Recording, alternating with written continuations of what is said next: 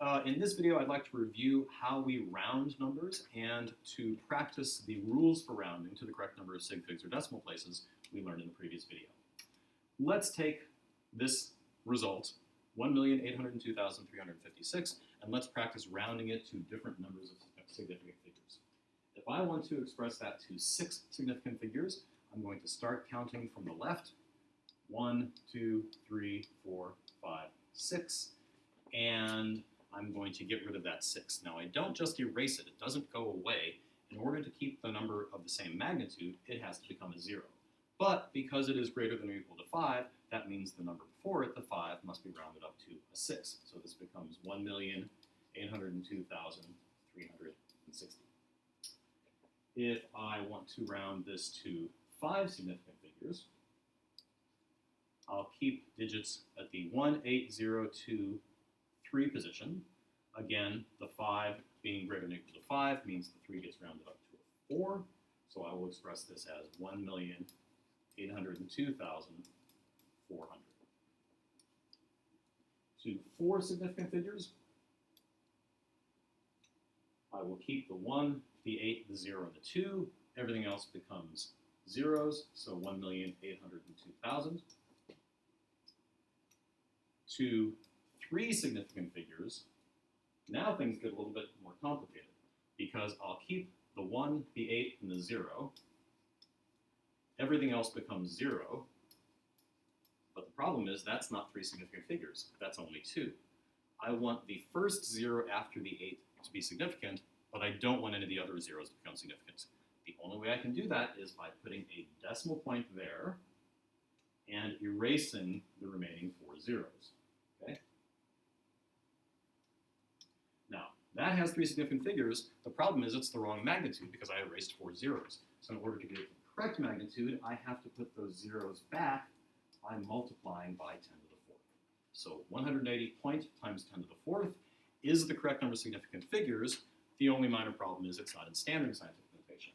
So I will simply move the decimal point 2 places to the left, make the power of 10 2 bigger, so this becomes 1.80 times 10 to the 6th. And you will see that there are some times when you're performing a calculation that the only way you can express it to the correct number of sig figs is by using scientific notation. To 2 significant figures, very easy. I just keep the 1 and the 8.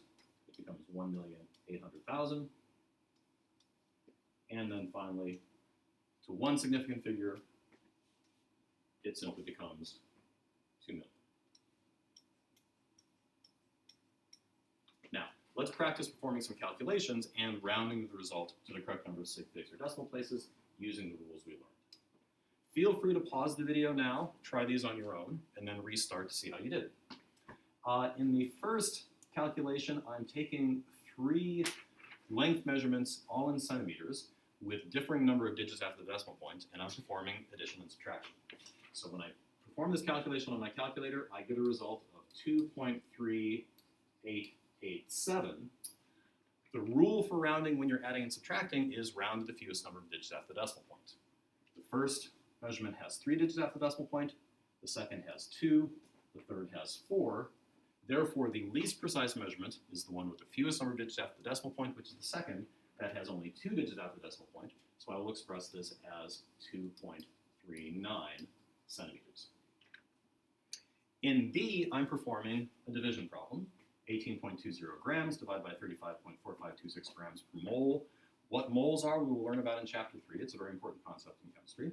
My calculator gives me 0.5133615. Grams divided by grams per mole. Dividing by a fractional unit is the same as multiplying by the reciprocal. Grams cancel, I'm left with units of moles.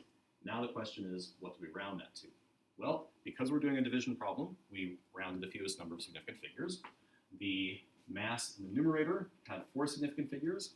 The molar mass in the denominator had 6 significant figures.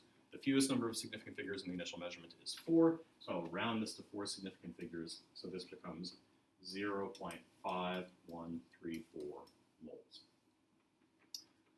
In C, I'm performing a multiplication and a division, and so I take 127.4 kilopascals, multiply by 25 liters, divide by 18 liters, and I get a value of 176.9444 repeating. Now, here's a very important point. Because you are performing the same type of calculation, which is multiplication and division, do not round after the initial multiplication. Keep everything in your calculator and only round at the very end. Now I go back and look and see. Kilopascals has 4 significant figures, liters has 2 significant figures, so the fewest number of sig figs is 2, so I'll round this to 2 significant figures, or 180. Liters cancel liters, and I'm left with units of kilopascals, which is a unit of pressure, so the correct way to express that result is 180 kilopascals. In the final problem, I am performing a subtraction in the numerator and dividing the result by the number in the denominator. When I do the subtraction in the numerator, I get 5.3 meters. I'll divide that by 3.80 seconds. My calculator says 1.394738. You might think that because each of the 3 initial measurements you started with had 3 significant figures, that you would round your answer to 3 significant figures, but that's not correct. We changed operations, and the rule is, before changing operations, do round using the appropriate rule. So because my first operation in the numerator was a subtraction, I used the rule for subtracting, which is round to the fewest number of decimal places. In this case, 5.3 meters is correct. Okay, it has 1 digit after the decimal point.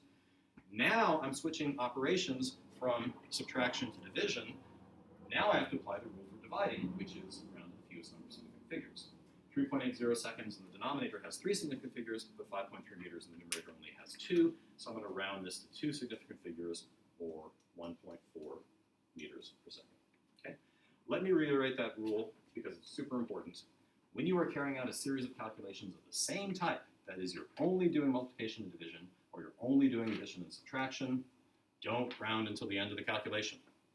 However, do round before changing type of calculation, which is what we saw in the previous problem.